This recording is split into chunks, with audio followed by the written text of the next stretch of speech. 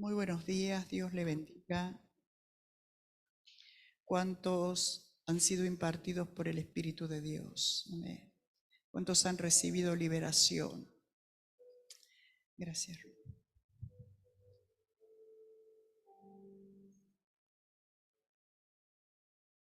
Una mañana muy poderosa.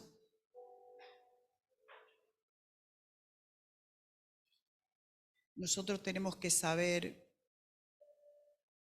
que si la presencia de Dios no lo hace, nadie lo puede hacer sobre la tierra, amados.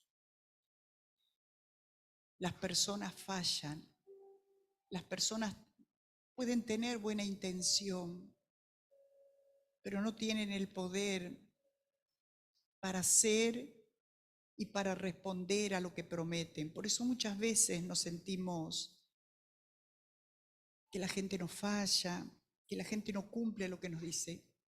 Es que los seres humanos no podemos cumplir, pero el único que no falla es Él. Yo quedé impactada el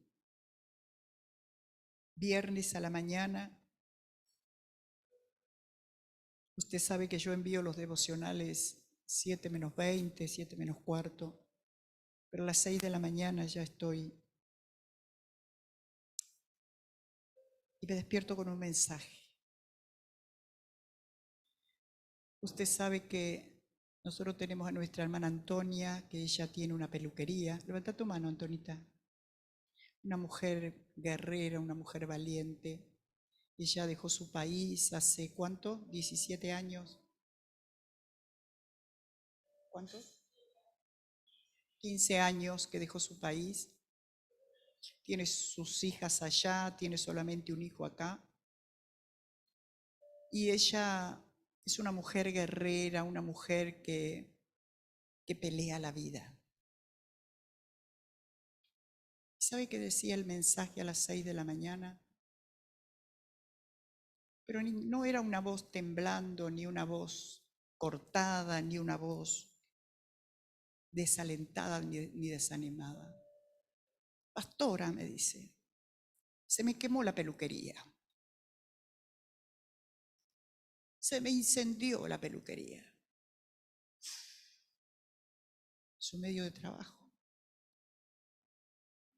Dios mío, dije. ¿Qué pasa? Se quebró mi corazón.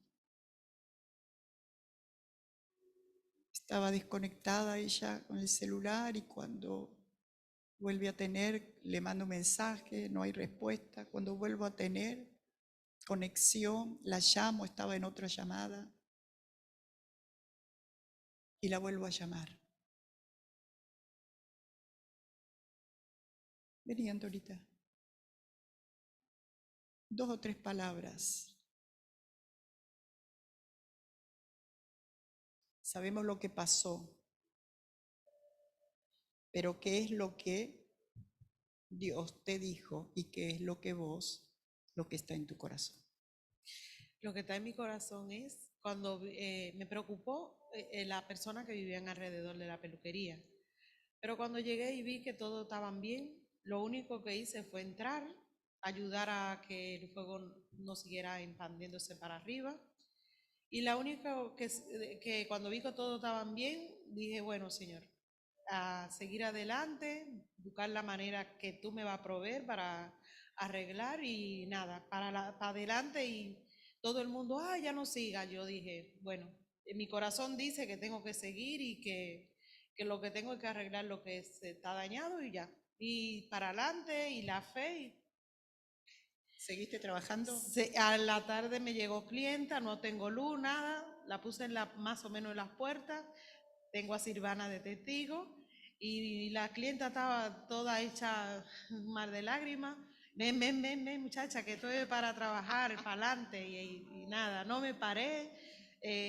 Gente que me llama una persona, yo con la peluquería que se me quemó, encendió en la mañana. y me llama, ay, sabes que no tengo para mañana, qué sé yo qué.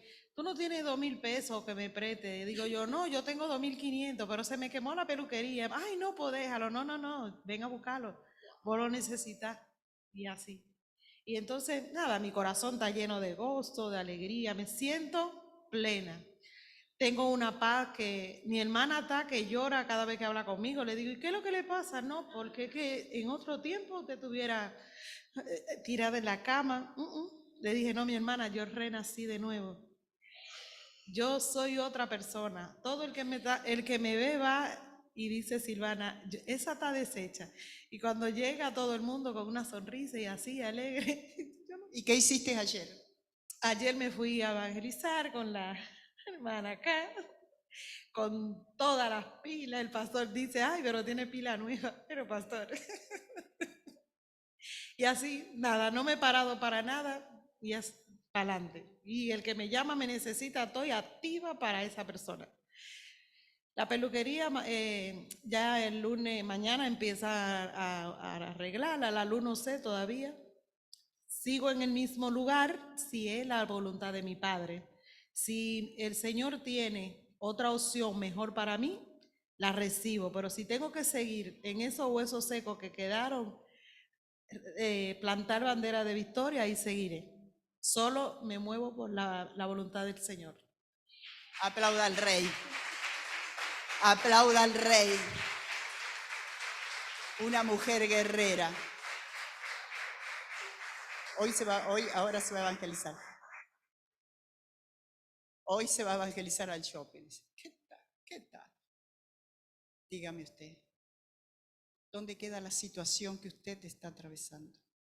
Una mujer que su única dependencia es Dios.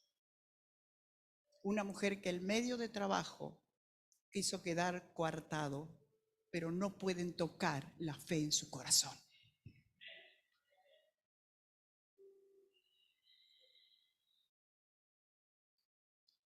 Necesitamos pararnos y en medio de los procesos caminar en una palabra. Cuando sabemos cuál es nuestro ADN, que quiénes somos y que a quién servimos, entonces nada nos puede detener. Gloria a Dios. Muy bien.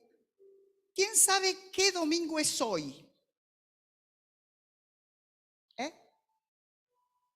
¿Quién sabe qué domingo es hoy? Fuerte.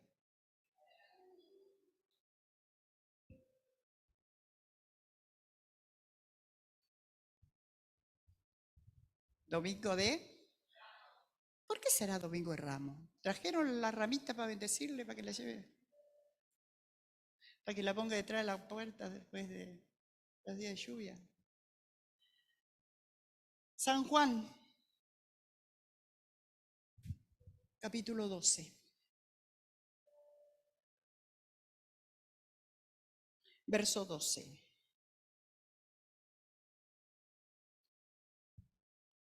El siguiente día, grandes multitudes que habían venido a la fiesta, al oír que Jesús venía a Jerusalén, tomando ramas de palmeras, y salieron a recibirle y clamaban: Hosana, bendito el que viene en el nombre del Señor, el Rey de Israel. Verso 14.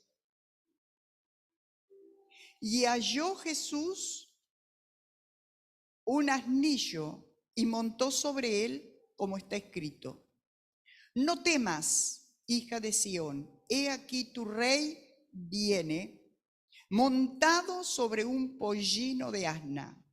Estas cosas no las entendieron sus discípulos al principio, pero cuando Jesús fue glorificado, entonces se acordaron de que estas cosas estaban escritas acerca de él y de que las habían hecho. Verso 17. Y daba testimonio la gente que estaba con él, cuando llamó a Lázaro del sepulcro y le resucitó de los muertos, por lo cual también había venido la gente a recibirle, porque había oído que él había hecho esta señal. Pero los fariseos dijeron entre sí: ya veis que no conseguís nada. Mirá, el mundo se va tras él. ¡Wow! El Domingo de Ramos es el inicio de lo que llamamos la Semana Santa, que culmina con el Domingo de Pascua, el Domingo de Pascua. El Domingo de Ramos, usted sabe que la religión tradicional se reúne y lleva sus palmas. Ahora, ¿dónde se origina esto? Se origina en una semana donde es la última semana de Jesús sobre la tierra, antes de hacer el sacrificio en la cruz del Calvario. Escuche, esta última semana y el Domingo de Resurrección es la fiesta más importante de los hijos de Dios. Podría decirle que es aún más importante que la fecha de nacimiento, porque han nacido todas las personas y aún los líderes de las sectas religiosas nacieron, pero ellos murieron y el sepulcro está de cada uno de ellos. Están sus huesos, están allí en su sepulcro.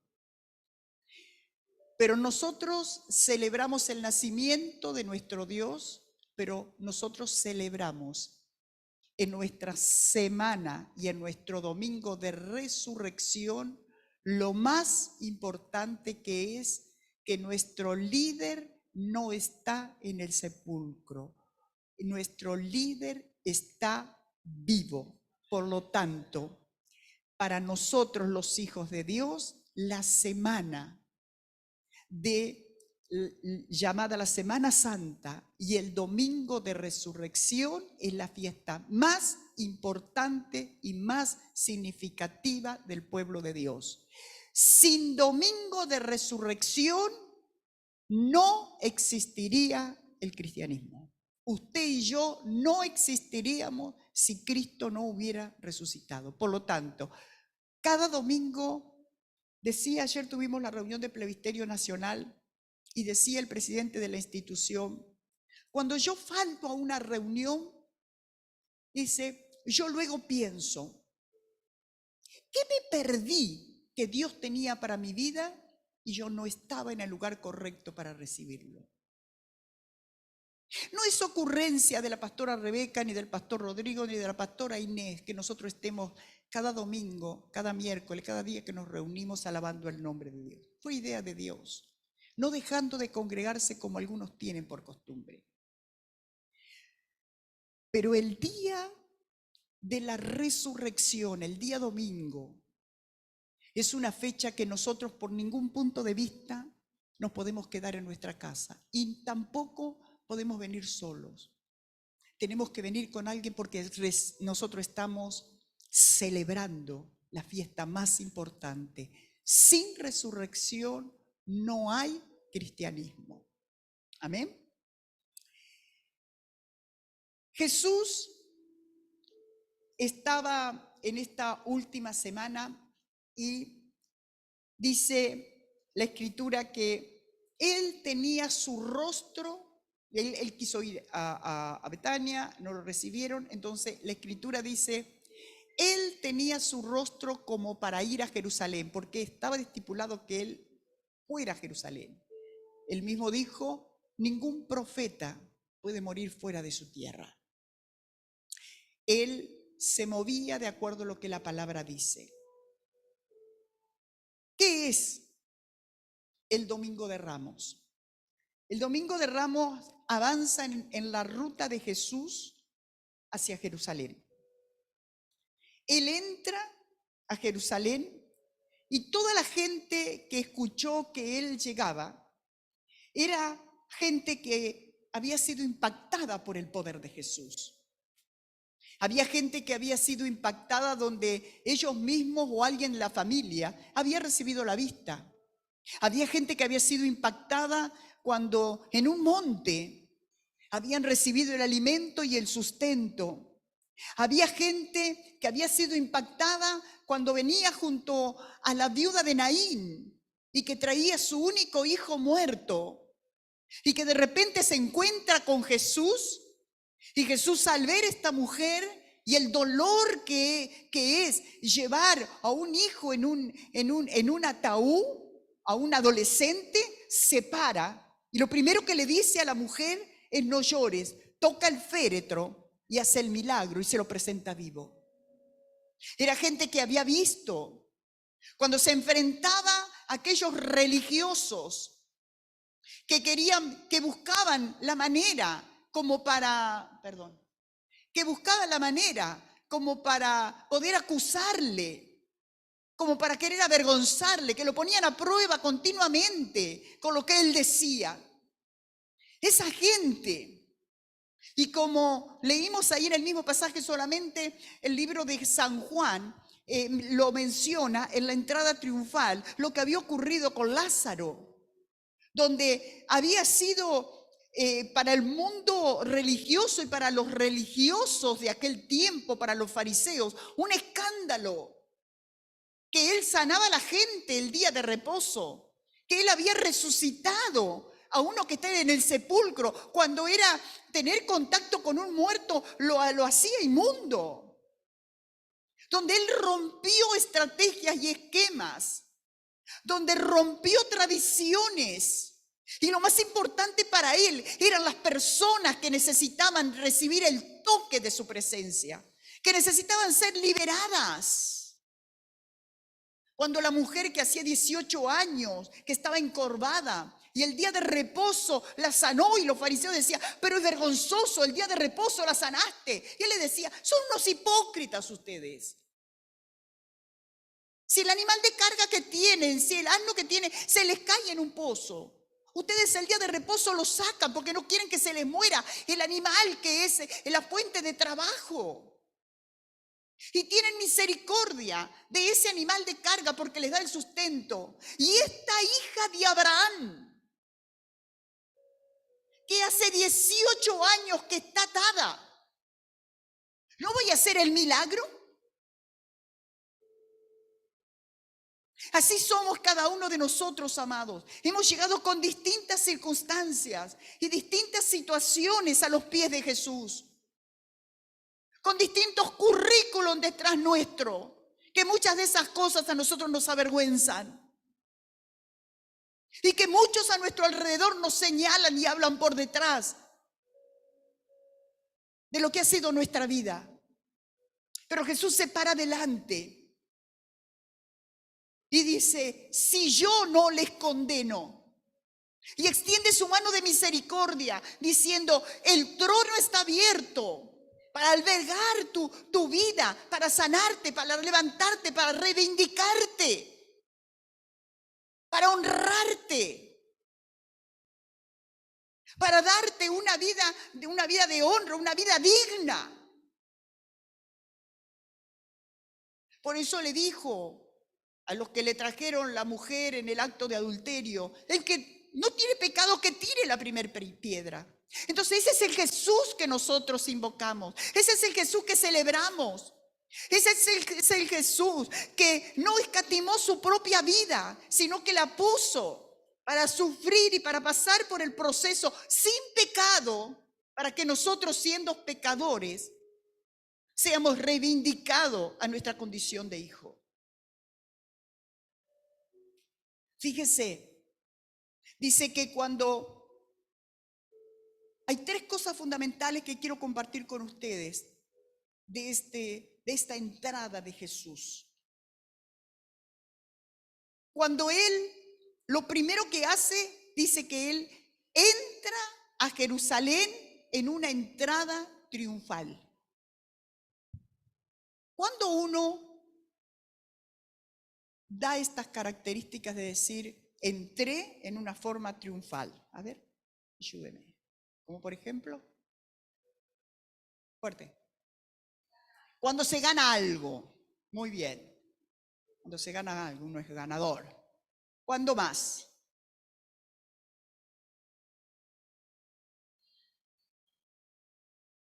Cuando te entregan un título porque terminaste una carrera. ¿Cuándo más? Acá hay unos cuantos que son casados. A ver. ¿O no era un trofeo ese? Cuando entras a la iglesia, bien. Pero cuando entras a la iglesia, pero antes de entrar a la iglesia, vos tuviste una entrada triunfal. El civil. Pero antes del civil, vos tuviste una entrada triunfal. Porque había muchas chicas, Inés tuvo una entrada triunfal, hubo muchas chicas alrededor del hijo del pastor. Pero una sola fue la favorecida. ¡Epa! ¡Epa! Ella fue triunfadora, una entrada triunfal. Entonces, cuando su compañera...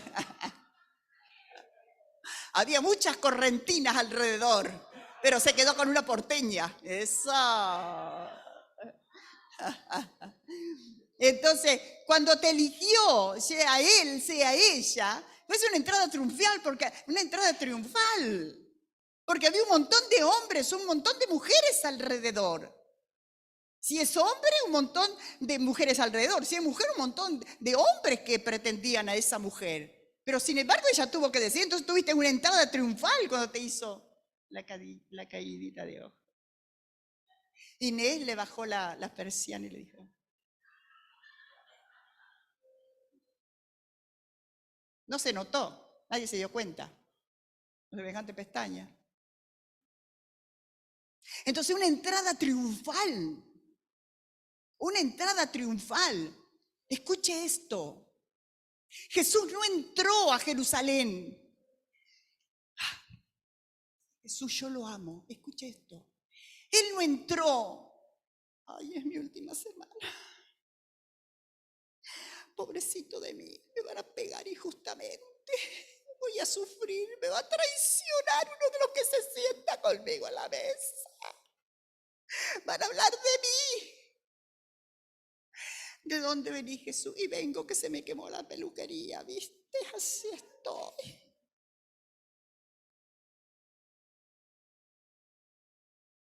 No me alcanza la plata para fin de mes, ¿viste? Aquí estoy. Necesito una casa y no viene, ¿viste? Necesito un novio y no viene. Necesito una novia y no llega, ¿viste? Sino que él iba en la última semana, sabiendo lo que esperaba, sabiendo el final, no el final de la cruz, sino poniendo los ojos en el final del poder de la resurrección. Por eso entró triunfante. Si él se hubiera detenido las cosas que se ven, que era el sufrimiento, que era la cruz, que era la traición, que era el menosprecio, que era, escuche esto, que le escupieron la cara. ¿Quiénes de los que estamos aquí, me incluyo, nos bancaríamos si alguien nos escupe la cara? Mire que me saco el manto.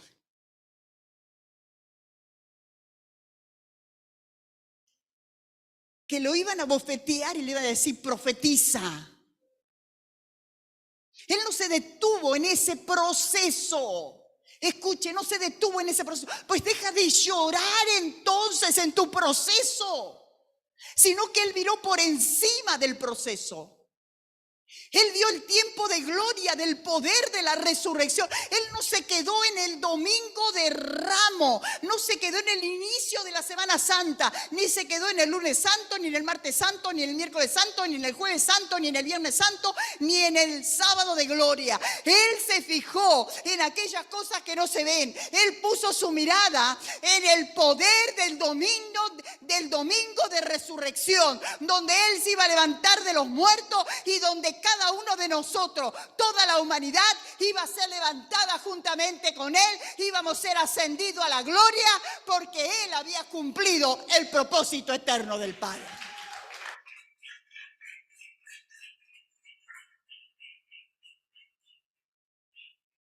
Entonces, Él entró viendo el final. Escucha, yo vine a decirte en esta mañana que tu final de la película es un final de gloria. Que la leve tribulación momentánea que estás viviendo hoy produce en tu vida un peso cada vez mayor de la gloria de Dios. Que lo que estás viviendo hoy no es tu estación final. Lo que estás viviendo hoy es pasajero. Porque tu estación final es una estación de gloria en la eternidad, donde Dios mismo seca todas las lágrimas de tus ojos, donde camina sobre calles de oro y mar de cristal, donde no necesitas el sol para que venga la vitamina a tus huesos, sino que el sol de justicia ilumina tu hueso, donde no necesitas la sanidad de tu cuerpo físico, porque estarás sano para toda la vida, donde no necesitarás depender de un sueldo de fin de mes, ni de un gobierno terrenal, sino que dependes de un Dios todopoderoso que ya venció y tú has vencido juntamente con Él.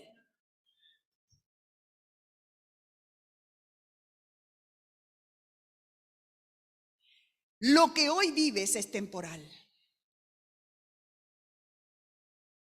No es tu estación final. Tu estación final es lo eterno. Y Él entró a Jerusalén, entró como rey, no entró como mendigo. No entró como un sirviente, entró como rey.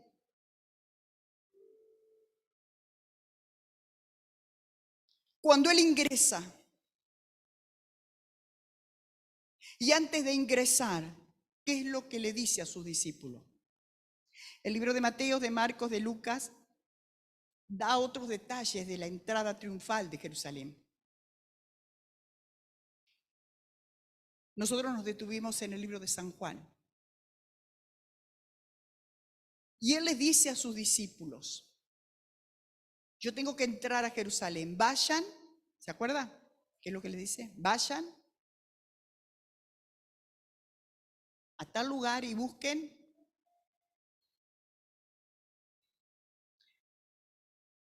un asnito que está con su madre, dice, tráiganlo a los dos. Hay autores que dicen, ¿por qué los dos? Porque era la madre y el hijo.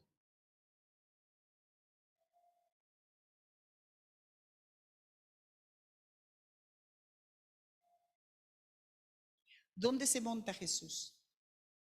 ¿En la madre o en el hijo? ¿Por qué? Porque nadie había montado sobre él. Y les dice, escuche esto, vayan y si el dueño le pregunta qué están haciendo, ¿ustedes les van a responder? El Señor lo necesita. Lo va a usar y te lo va a devolver. Lo va a usar y te lo va a devolver. Escucha, cuando Dios te pide algo,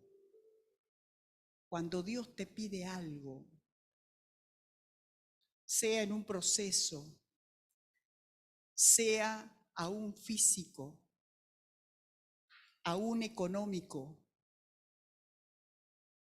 cuando Dios te lo pide prestado y dice, yo lo necesito. Cuando Jesús dijo, vayan y prediquen el evangelio y hagan discípulos. Él te está diciendo, yo te necesito y te escuche esto, y te estoy pidiendo horas de tu vida. 1 hora, media hora, 15 minutos, 2 horas, lo que quieras darme. Yo te lo estoy pidiendo porque lo necesito para mi servicio. Lo necesito, pero solamente préstamelo porque yo te lo voy a devolver. ¿Y cómo cree usted que Dios le va a devolver cuando le pide algo?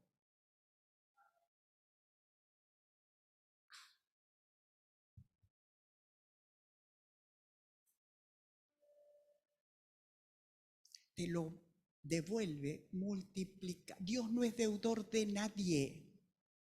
Cuando Dios te pide algo, Él no, escucha esto, Él no se está fijando lo que te pide, Él se está fijando cómo te lo va a devolver.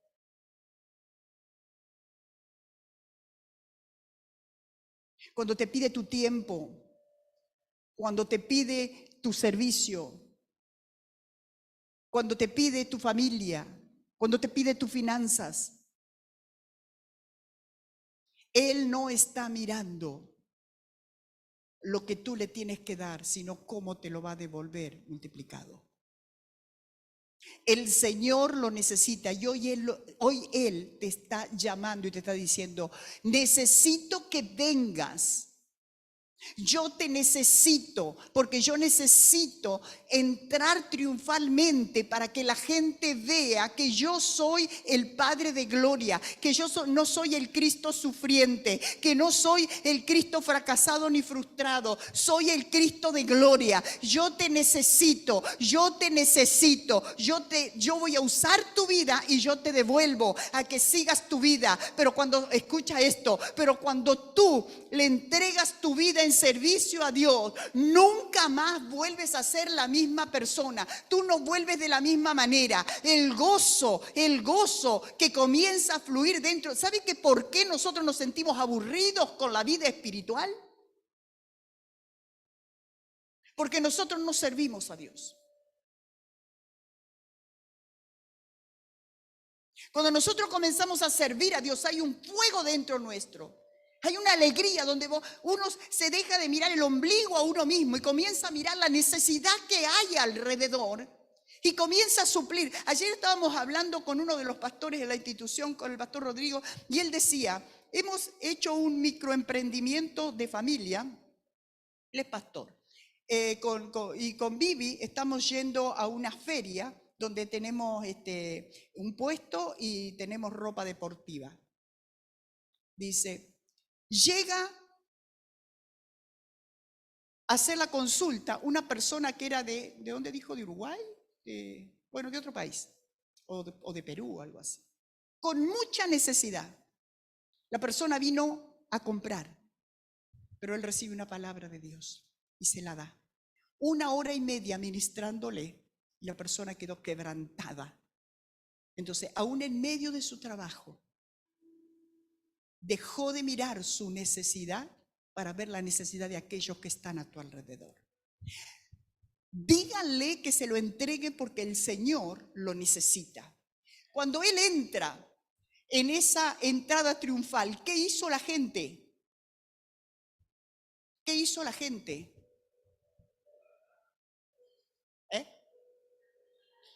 ¿Qué tiraba? Tiraba mantos. ¿Para qué? Para que Él pasara encima de los mantos. ¿Qué es manto? ¿Qué significa mantos? Cobertura. Cobertura. Él lo que estaba haciendo, lo estaba haciendo con la cobertura del Padre. Yo no hago nada por mí mismo. Todo lo que hago es porque lo veo hacer al Padre. Yo vine a hacer la voluntad de mi Padre. Entonces, cuando yo pongo delante de la presencia, ellos pusieron porque reconocieron que Jesús era el Rey, porque Jesús entró como Rey. Cuando tú y yo reconocemos que Jesús es el Rey de nuestras vidas, entonces nosotros no podemos vivir y permítame usar esta expresión, a la marchanta. Yo hago lo que quiero y vivo lo que quiero. Si yo no vivo bajo cobertura, yo no tengo autoridad. El que no está bajo autoridad no tiene autoridad sobre su vida. ¿Por qué? Pero yo tengo la cobertura de Dios y suficiente. Dios no lo ha establecido de esta manera. Por eso Jesús, cuando se movió en esta tierra, se movió bajo la cobertura del Padre. Cuando Dios nos establece en un lugar, nos establece en una asignación, nos establece en una casa, esa casa te da cobertura. Entonces, ¿para qué es esa cobertura? Esa cobertura te cubre, como la palabra lo dice, te cubre. Préstame tu campera, Raquelita. ¿Está limpia? ¿Está limpia tu campera? ¿Tiene perfume? ¿La lavaste? A ver.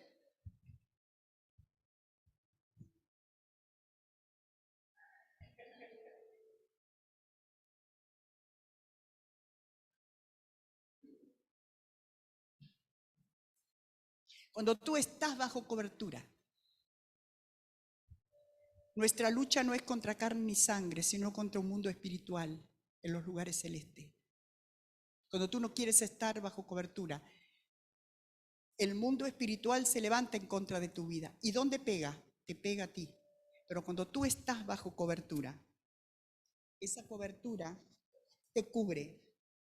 Y van a venir batallas espirituales, pero la cobertura que tú tienes va a pegar contra en esa batalla espiritual y va a caer, no te va a tocar. Ellos pueden traer a lo mejor una situación, como le pasó a Antonita, una situación donde como para querer desequilibrar, pero ¿por qué no se desequilibró? Porque ella está bajo cobertura, y como está bajo cobertura, ella sabe que hay una cobertura de Dios y que van a pelear contra ella, pero no la vencerán. Van a caer a su lado 1000 y 10.000 a su diestra, mas a ella no llegarán. Con tus ojos tú vas a ver la recompensa de los impíos. Por cuanto has puesto a Dios por tu esperanza y por tu habitación, Dios también te va a librar en el tiempo difícil. Vive bajo cobertura. Jesús mostró que hay que vivir bajo cobertura. Lo otro que ellos ponían para que Jesús, mientras Jesús iba pasando, ¿qué eran? Eran palmas y ramas de olivo, porque estaba cerca del monte Olivo. ¿Qué representan las palmas? Las palmeras estaban en las puertas de las casas de los reyes. Estaban reconociendo que él era rey. Por eso dice, y Débora estaba, dice, bajo la palmera, dice, y las palmeras, la puerta de la casa de David, eran símbolo de la casa de los reyes. Y olivos. ¿Qué se saca del olivo? El aceite. ¿Para qué sirve el aceite? Para la unción. En Jesús estaba la unción, por eso había manto, había palma y había ramas de olivo. Jesús dijo, el libro de Lucas, capítulo 4, verso 18, y también está en Isaías, capítulo 61. El Espíritu de Dios está sobre mí y me ungió. Él eran las ramas de olivo porque él era el ungido, el rey ungido. ¿Cuál fue el conflicto del pueblo de Israel y de la gente que lo estaba siguiendo? Que ellos estaban bajo el gobierno de Roma y ellos estaban esperando un libertador que viniera, un rey que viniera como libertador, pero que viniera como con espada para libertarlos del gobierno de Roma. Pero él no vino en la condición en que ellos esperaban. Entonces Jesús no va a actuar a favor de tu vida como tú esperas, como tú quieres, sino que él va a operar a favor de tu vida como tú lo necesitas. Ellos lo que necesitaban eran la liberación del pecado, de la esclavitud interna, de la esclavitud de estar bajo el yugo y el gobierno de este mundo. Y es la libertad que nosotros tenemos, cuando Él nos libera de la esclavitud del pecado. Entonces, ya nosotros no estamos bajo el gobierno del pecado ni de las fuerzas espirituales de la maldad, sino que estamos bajo el gobierno del Rey de Reyes y Señor de Señores. Ellos no entendieron, aunque ellos ellos estaban teniendo actitudes, porque todo se movía de acuerdo a lo que estaba escriturado, porque la Biblia dice, y en cada uno de los pasajes se está mencionando lo que dice en el Salmo 118, verso 25, lo que dice en el libro de Zacarías, y el rey viene montado en un asna. Entonces él entró cumpliendo la palabra, cumpliendo lo que el Padre ha dicho sobre su vida. Y yo declaro sobre ti que todo lo que Dios el Padre ha declarado sobre tu vida, tú vas a caminar en esa palabra determinada por Dios el Padre, y tú tienes una vida y un movimiento y una entrada triunfal en cada una de las situaciones en que estás atravesando. Lo que hoy estás viviendo es temporal, porque tu estación final es una estación de gloria.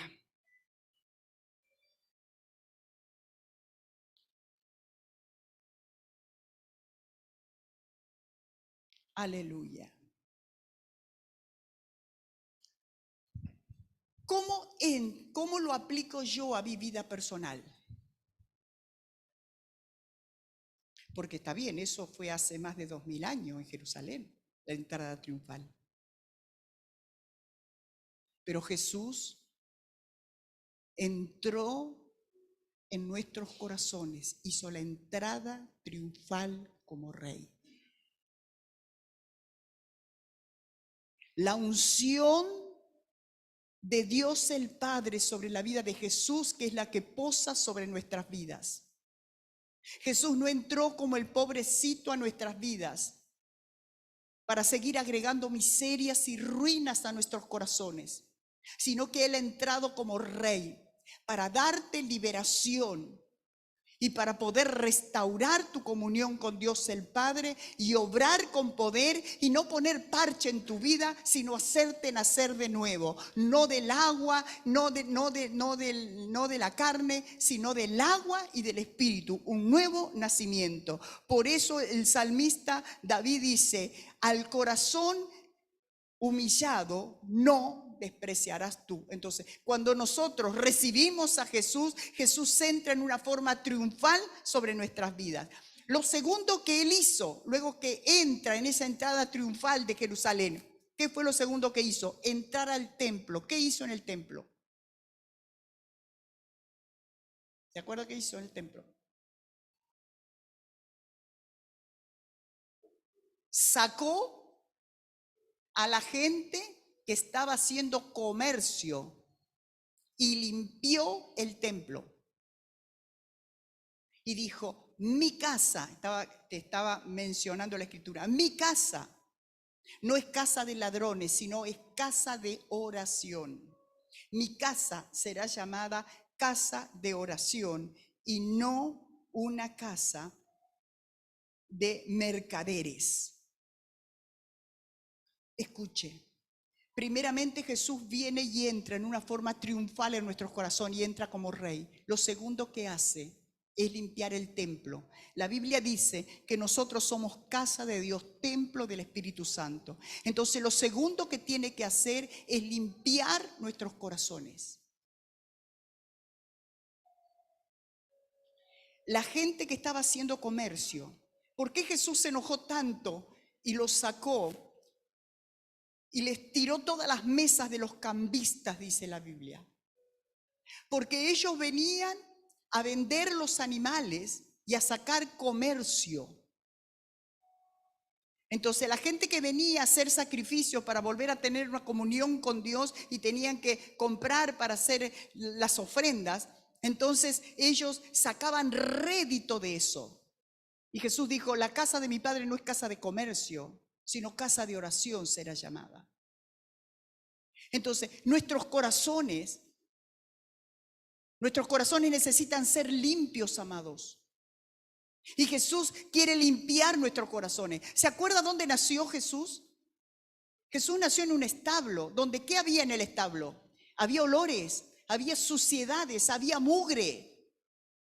Entonces Él nace, pero también en la última semana lo que hace es limpiar. Nos está hablando de limpieza. Necesitamos dejar que Jesús limpie nuestros corazones de la duda, limpie nuestros corazones de la incredulidad, limpie nuestros corazones del orgullo, de la soberbia, limpie nuestros corazones de la maldad, limpie. Decía hoy cuando ministraba Janet, muy bien explicada la palabra para la ministración. Ella decía, no puede nuestro corazón depender de la alegría cuando ve que a alguien le va mal. Escúcheme, ¿qué es eso sin un corazón sucio?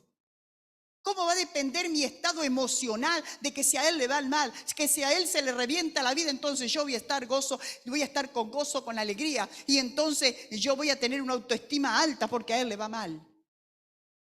Y cuando a él le va bien, me siento que no sirvo para nada, que soy una basura. Mi dependencia no es de lo que a él le pase ni de lo que a él no le pase. Mi dependencia es de Dios. Entonces yo necesito un corazón limpio. Amados, necesitamos. Cuando nosotros estamos desorientados, estamos confundidos. ¿Por qué vienen las depresiones? ¿Por qué viene la depresión? ¿Por qué viene la opresión sobre nuestros corazones? Porque hay cosas en nuestros corazones que tienen que ser limpias. Que solamente tú y Dios saben qué es lo que hay que limpiar en nuestros corazones. Los deseos egoístas, el orgullo, la soberbia, el querer estar continuamente sobresaliendo, los complejos de inferioridad, la baja autoestima. Necesitamos ser libres de la intolerancia. Escuche, necesitamos ser libres de la violencia, de la agresión. Necesitamos ser libres, necesitamos ser limpios de las malas contestaciones, del estar continuamente discutiendo, del estar continuamente viendo que a quién puedo estafar para yo poder salir adelante económicamente. Necesito que mi corazón sea limpio y Jesús quiere limpiar mi corazón. ¿Sabe qué por qué? Porque la mugre nos hace mal, me daña a mí. Le daña a los que están alrededor, pero el más dañado soy yo porque vivo amargo, vivo con amargura, vivo con tristeza, vivo con depresión, no tengo sentir de la vida. Digo, no sé para qué estoy, no sé para qué sirvo, no sé, me da lo mismo una cosa que otra. Necesitamos ponernos delante de Dios y dejar que en esa entrada triunfal a Jerusalén Jesús limpie mi corazón y saque todo lo que tiene que sacar, porque el único beneficiado soy yo. ¿Cuánto hace que no me pongo sinceramente delante de Dios? Diciéndole, Señor, aquí estoy. Escuche, lo que no se reconoce no se puede resolver. Y lo que no se resuelve no se puede liberar. Si yo no reconozco que esta es mi falencia, si yo no reconozco que esta área es basura en mi corazón, yo no lo voy a poder confesar. Si no lo confieso, no lo voy a poder resolver. Y si no lo resuelvo, no lo voy a poder dejar que el Espíritu lo transforme. El Espíritu de Dios quiere seguir soplando como viento recio y limpiar el corazón. La autosuficiencia, hermanos. El creer que ya como estoy espiritualmente, ya estoy bien. No querer avanzar, no querer profundizar mi conexión con Dios, no querer profundizar mis estacas en mi intimidad con Dios, seguir avanzando, seguir madurando, estar en un estancamiento espiritual. Pero si yo no reconozco que necesito seguir madurando, si yo no reconozco que necesito seguir siendo transformado por el poder de Dios, yo no lo voy a confesar. Y Jesús quiere limpiar nuestro corazón. Este es tiempo de limpieza. Y lo último, lo tercero. Hay otras cosas que acontecen en los días finales.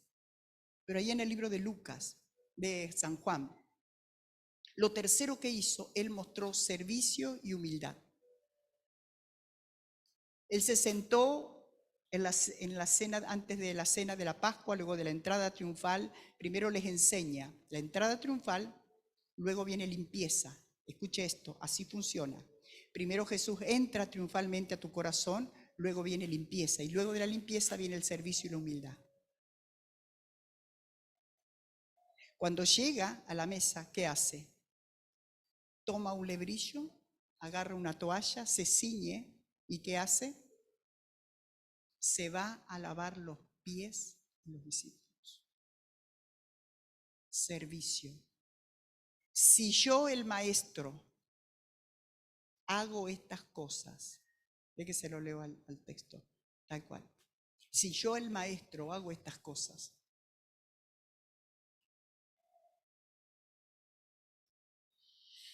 13:14 de San Juan, dice, pues si yo, el Señor y el Maestro, he lavado vuestros pies, vosotros también debéis lavaros los pies los unos a los otros, porque ejemplo os he dado para que como os he dicho, vosotros también, preste atención a este texto, el 15, porque ejemplo les he dado para que como yo lo he hecho, vosotros también, vosotros también, vosotros también.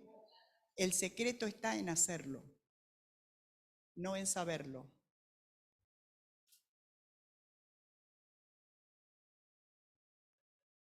Humildad y servicio.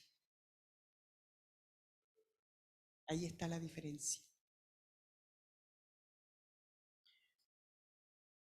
Cuando yo acepto la entrada triunfal de Jesús a mi corazón, Jesús limpia mi corazón. Y cuando Él limpia mi corazón, es imposible que yo siga viviendo de la misma manera. El servicio y la humildad, o la humildad y el servicio, son parte de mi vida. Tú has nacido con un propósito. Y el propósito es, has nacido para Dios y para servir el nombre de Cristo. Pero no tengo tiempo. Escucha esto.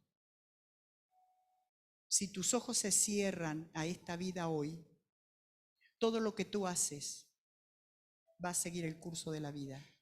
Dentro de unos años nadie se va a acordar de ti. Te van a reemplazar en el trabajo, te van a reemplazar en la casa.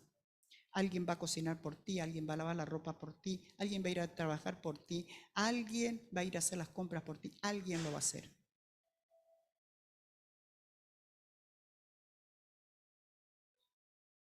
Alguien va a estudiar por ti.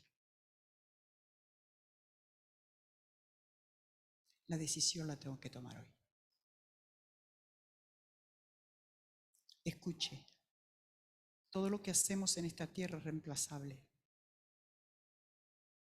Lo único que es irreemplazable es lo que tú y yo hacemos en lo eterno aquí en la tierra.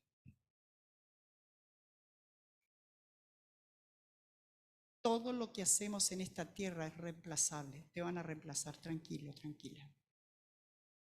Alguien va a vivir en la casa donde vives cuando tú no estés más. Alguien va a manejar el auto que tú manejas ahora. No hay problema. Pero lo único que es irreemplazable es lo eterno. Es lo que tú haces para tu vida espiritual. Si Jesús ya entró a tu vida en una forma triunfal, Él está limpiando o ha limpiado tu corazón. Pasa al tercer nivel de humildad y servicio.